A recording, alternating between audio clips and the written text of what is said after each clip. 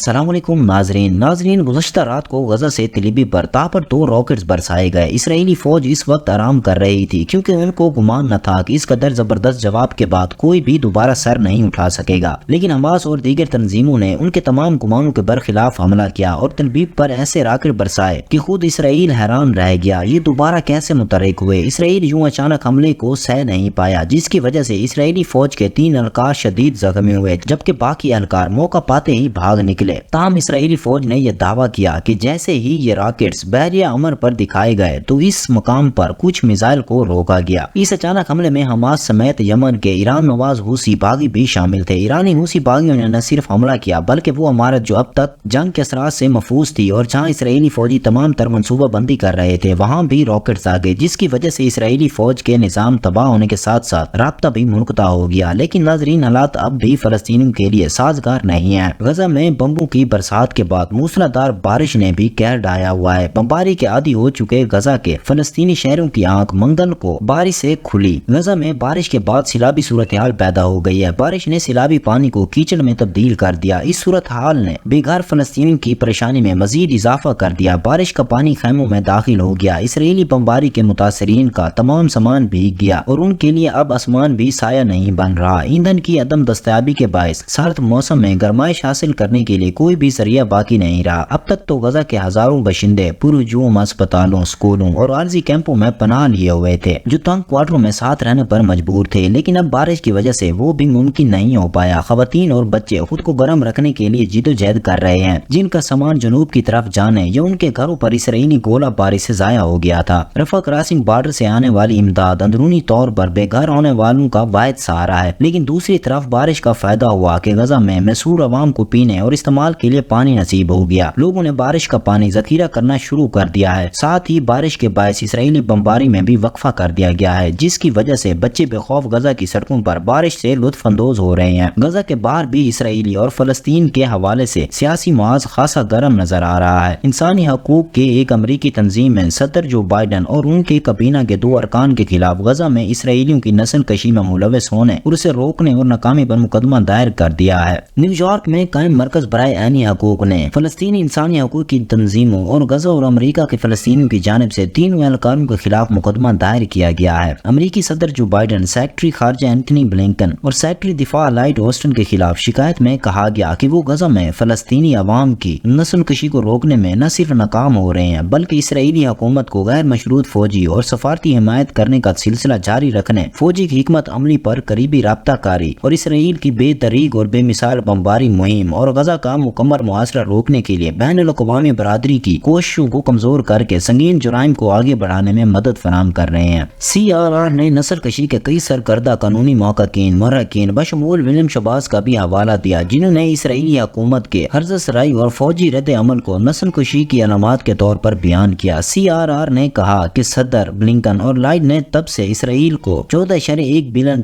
کا اضافی فوجی ہارڈ ویئر فراہم کرنے، طیارہ برادری، بحری جنگی گروپوں کی تعیناتی اور اسرائیل کے دفاع میں مدد کے لیے احاطہ میں امریکی افواج کی تعداد میں اضافہ کرنے کے لیے کانگریس سے منظوری طلب کی ہے، جو کہ مزید خطرات پیدا کر رہا ہے۔ اس مقدمے کے بعد جو بائیڈن کو بین الاقوامی سطح پر شدید مشکلات کا سامنا ہے اور ممکنہ صورتحال میں ان کا مواخذہ کیا جا سکتا ہے، جس کے بعد وہ شاید صدر نہ رہ سکیں۔ دوسری طرف امریکہ اور برطانیہ نے حماس سے وابستہ افراد اور گروہوں پر 7 اکتوبر کے بعد تیسری بار حماس پر پابندی لگائی ہے۔ برطانوی میڈیا کے مطابق امریکی محکمہ خزانہ نے کہا کہ حماس کے صلاحیتوں کو بڑھنے سے روکنے کے لیے اتحادیوں کے ساتھ مل کر کام کرتے رہیں گے۔ برطانوی حکومت کا کہنا ہے کہ حماس کی قیادت پر سفری پابندیاں اساسے منجمد اور اسلحے کی پابندی عائد کی گئی ہے۔ برطانیہ اور امریکہ کی یوں حماس اور دیگر تنظیموں پر پابندی کے بعد یہ سوال اہم ہو گیا ہے کہ کون سے ممالک یا تنظیمیں حماس کے سپانسرز ہیں اور بڑی تنظیم کے لیے پیسہ کہاں سے آتا ہے، آخر کس کے بلبوتے پر اس تنظیم کا تقریباً 2/3 سے غزہ پر کنٹرول ہے، کیونکہ یہ پہلا موقع نہیں ہے کہ اسرائیل سے حماس برسر پیکار ہے، بلکہ اس سے 2 سال قبل 11 دنوں تک رہنے والے اسرائیل کے ساتھ اپنے آخری تنازع میں حماس نے 4000 راکٹ فائر کیے، لیکن اس سال 7 اکتوبر کے حملے میں اس نے نہ صرف ایک دن میں کئی ہزار راکٹ فائر کیے، جس سے یہ ظاہر ہوتا ہے کہ اس کے پاس اب بھی راکٹوں کے انبار موجود ہیں اور ان کو کہیں سے تو فنڈنگ ہو رہی ہے۔ اس حوالے سے کچھ میڈیا پروپیگنڈا بھی کر رہا ہے، لیکن آج ہم آپ کو ریسرچ کر کے یہ بتا رہے ہیں کہ ان کے پاس یہ پیسہ کہاں سے آ رہا ہے۔ اکثری اخراجات کے علاوہ غزہ پٹی کے تقریباً 50,000 ملازمین کی تنخواہوں کا ذکر کرنا بھی بہت ضروری ہے جو حماس کے حکام کے مطابق $30 ملین